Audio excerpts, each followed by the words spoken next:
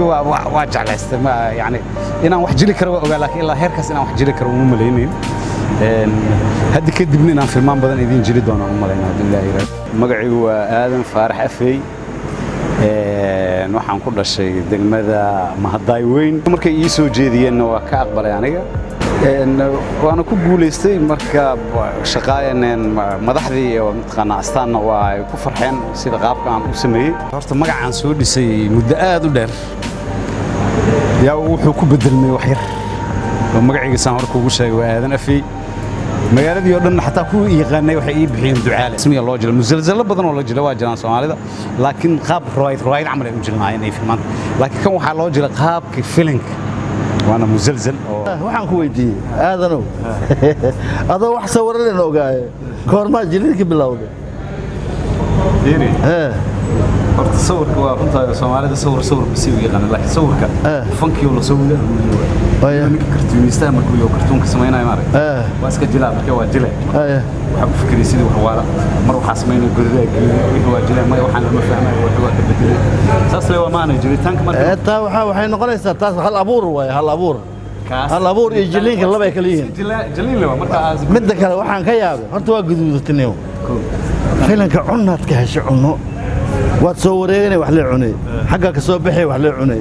wax gabdhaha wax la soo wadaan gabadha waliba haboon leeyahay jikada isku haysta ciyaab waa la soo wada la soo dhigaa waa cuno haysaa dadka kale xataa xooga waxa wariyaha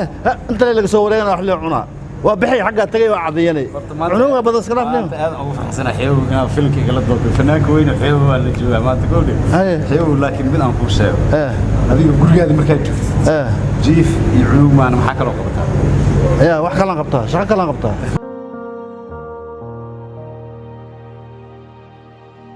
asaga isma lahayn sidan oo dhan ayay bulshada uga heli doonaan musalsalkan oo bilowgii duubistiisa u haystay duubis filim fudud waxaa idinla wadaagayaa waraysi aan la yeelanay jilaaga Aadan Faarax Afey laakiin dad badan oo ku xiran taxanaha musalsalka Habboon u garan og yihiin oday ducaale waa kuma Aadan Faarax Afey muxuu qabtaa taariikh nololeedkiisa uga bogo waraysigan ugu horreyn waxaan weydiiyey inuu marka hore bulshada ku xiran channelkeena nala farax u sharaxo Aadan Faarax Afey qofka uu yahay bismillaahir rahmaanir rahiim magaciigu waa Aadan Faarax Afey waxaan ku dhashay degmada Mahadaay weyn waxaan ku soo barbaaray xamar iyo kuleejooyinka baadiriga iyo dhalinta kacaanka waxaan deganaa oo ilaa ay hadda aan guri iyo beer aan ku leeyahay degmada Shalaambood inkastoo aan soo moogahay dagaaladan oo dhan aan xamar ku noolaa waxaan ka mid ahay shaqaalaha howlada waaberi waxaan kaloo aan shaqaale u ahay astaan oo caruurta ayaan hawada waxaan ka baraa artiska waxaan deganahay degmada Howlwadaag intaasi kadib waxaan hordhigay su'aal ah inuu asaga codsaday ka mid noqoshada jilayaasha taxanaha musalsalka Habboon iyo in shirkadda samaysay filimkan ee Astaan Films ay soo codsatay aniga waxaan ka mid ahay shaqaalaha astaan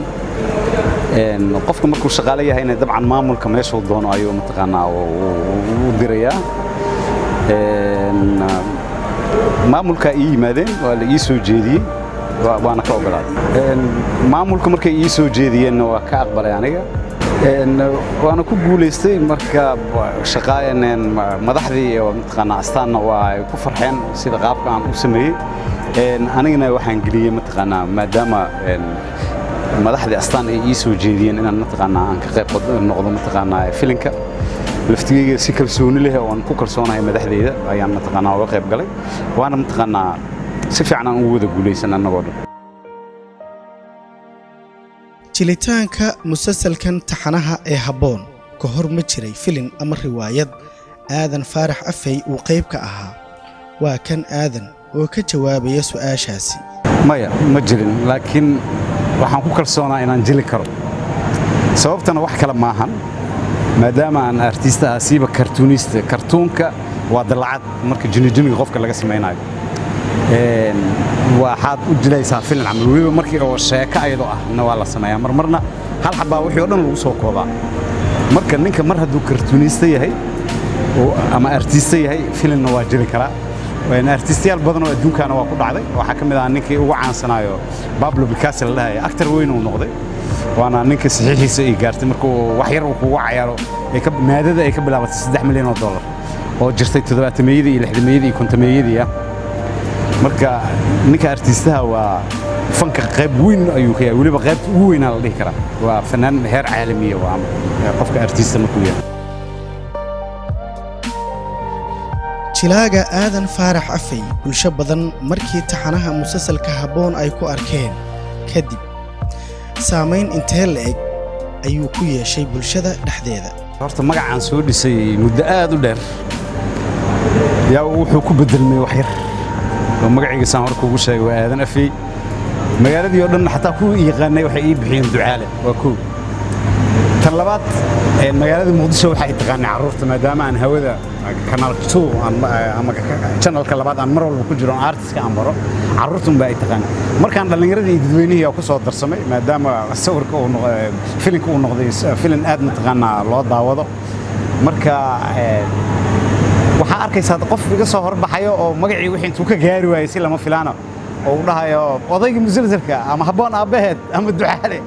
marka magaciisa oo dhan meesha ku dhacay waa ku dhumay waxa ugu daran ilmahayga kan ugu yar aad u jecel yahay ducaale inuu ducaale ilaa intuu ugu qoslo yaqaan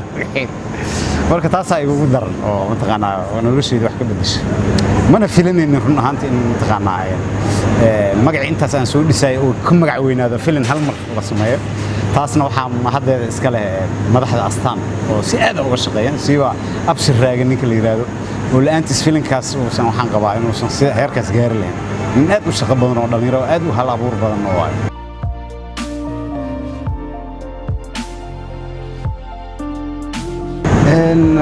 falcelin oo ka timid yani mid aniga lama filaanay horta ugu ahayd inkastoo ninka directorka ka ah abshir raage oo ii sheegay waa asigaan soo xasuustay wuxuu yiri magaca waa ka bedelmaayo hadda kadib ducaale lagu yeeri doonaa isma dhahin marka aniga filimka ilaa heerkaas gaarayo laakiin wuxuu noqday sawir oo Soomaali meel kasta joogta adduunka ay daawadaan marka falcelinta wax oo laga sheekeyn karma magacii uu iga bedelay aniga caan ku noqday laftigeyga waa jeclaystay ma yani inaan wax jili karo waa ogaa laakiin ilaa heerkaas inaan wax jili karo uma malaynayn hadda kadibna inaan filmaan badan idin jili doono uma malaynayn hadda ilaahay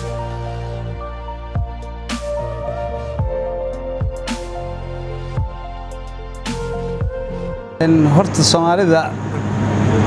dhinaca filmaanta markii la yiraahdo weligood ay ka maqnaayeen hawada marka hadda waxaan u maleynayaa in ay dib ugu soo noqon doonaan astaanna ay qayb weyn ka qaadan doonto waxyaabaha filimkan magac u yeelaa waxa ka midaba in Soomaalida ay daawadaan filmaan ajnabi oo loo turjumo af Soomaali loogu turjumo qaarna aan la turjumin maadaama kan uu yahay musalsal si rasmi ah loo jiro musalsal badan oo la jiro waa jiraan Soomaalida laakiin qaab riwaayad camal ay u jirnaayeen ay filmaan laakiin kan waxa loo jiro qaabka filimka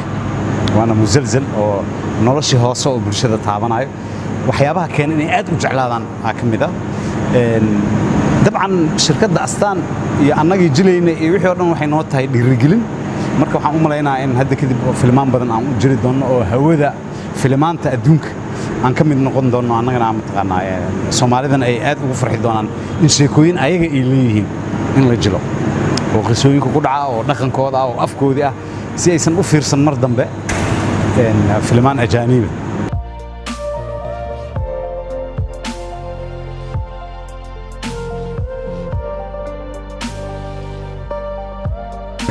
intan ayaan kusoo gabagabeynayaa waraysigii koobnaa ee aan la yeeshay jilaaga musalsalka Habboon ku jira oday ducaale laakiin magaca rasmiga ah aadan faarax afay aadan waa kaaga mahad celinayaa waqtiga aad nasiisay iyo sida aad u aqbashay waraysigan aad u mahadsan tahay wada mudan adiga iyo nala farax youtube nala farax sax aad u mudan waa mahadsan